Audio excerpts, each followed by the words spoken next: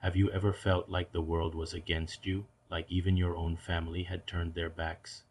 Imagine being thrown into a dark, suffocating pit, the last thing you see being the hateful eyes of your own brothers. This isn't a horror movie. This is the true story of Joseph, a young man whose incredible journey began with the ultimate betrayal. Joseph was the favorite son of his father, Jacob. To show his affection, Jacob gave him a stunning, multicolored coat, a garment fit for royalty. It was beautiful, woven with threads of every color imaginable, and it made Joseph stand out. But this gift, meant to be a symbol of love, instead ignited a fire of jealousy in the hearts of his 10 older brothers. They saw the coat and didn't see their brother. They saw a constant reminder that they were second best. Their resentment simmered, growing hotter with each passing day. The situation only got worse when Joseph began to have strange, powerful dreams. In one dream, he saw himself and his brothers binding sheaves of grain in a field.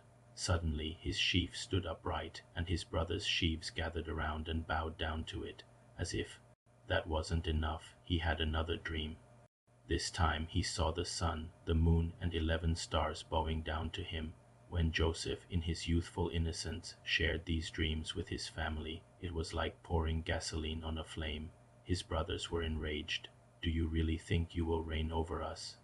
They sneered, their voices dripping with sarcasm and contempt. Even his father, Jacob, though he pondered the dreams, rebuked him for his apparent arrogance. The dreams painted a future where Joseph was their master, and for his brothers, this was the final straw.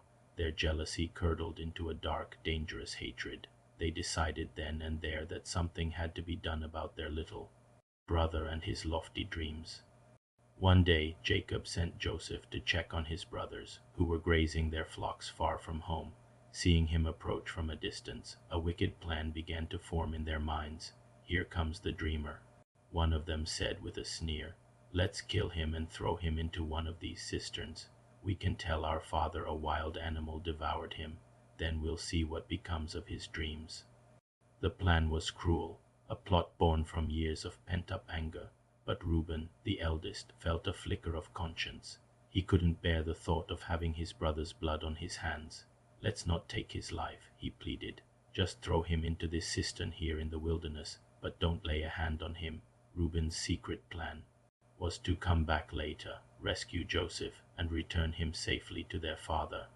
So when Joseph arrived, cheerful and unsuspecting, his brothers descended on him like a pack of wolves.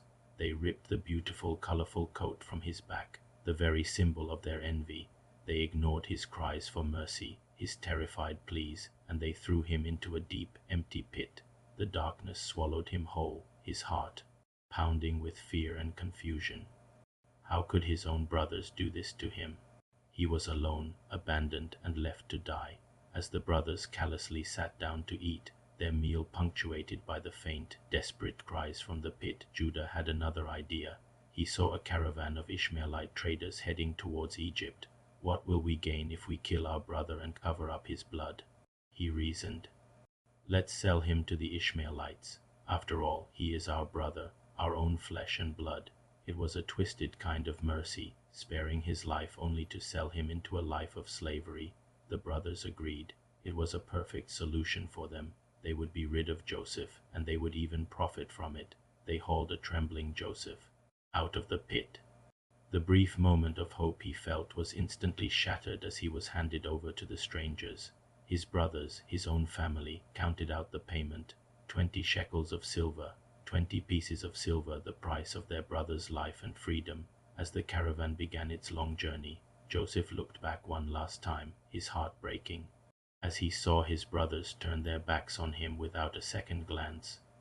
He was now a slave, chained and bound for a foreign land, his future uncertain and terrifying. To cover their tracks, the brothers took Joseph's magnificent coat, slaughtered a goat, and dipped the coat in its blood.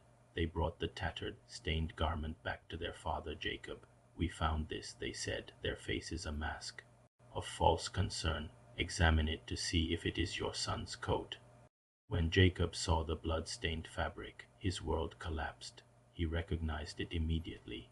"It is my son's coat," he cried, his voice choked with agony.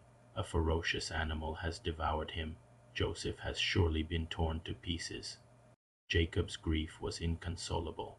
He tore his own clothes and put on sackcloth, mourning for his beloved son for many, many days. His entire family tried to comfort him, but he refused to be comforted. I will continue to mourn until I join my son in the grave, he wept. The lie of his sons had pierced his heart with a sorrow that would last for years. Meanwhile, miles away, Joseph was led across the vast, unforgiving desert. Every step took him further from his home, from everything he had ever known. He was no longer the favored son, but a piece of property, sold and destined for the slave markets of Egypt. In the depths of his despair, it seemed like all hope was lost. His dreams of greatness now felt like a cruel joke. But this was not the end of Joseph's story. In fact, it was just the beginning. This act of unimaginable betrayal was the first terrible step in a journey that would test his faith, his resilience, and his character in ways he could never have imagined. God had not abandoned him in that pit. Even in the darkness of slavery, a divine plan was unfolding, a plan so intricate and powerful that it would one day save the very brothers who sold him and an entire nation from starvation. Joseph's story is a powerful testament that even in our darkest moments, when we feel most betrayed and alone, there can be a purpose we cannot yet see. Thank you for watching. If this story touched you, please like, share, and subscribe for more incredible stories of faith and resilience.